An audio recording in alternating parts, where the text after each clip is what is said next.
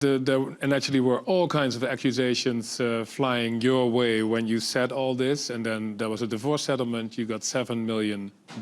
People were saying this is all about the money, but then you did something that twisted that whole argument. What did you do with that money? $7 million in total was donated to, I split it between the ACLU and Children's Hospital of Los Angeles.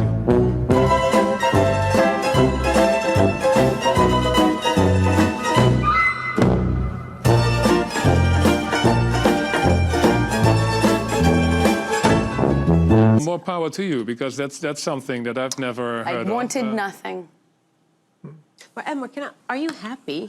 Yes. Okay, I'm happy to hear that. Yeah. I am.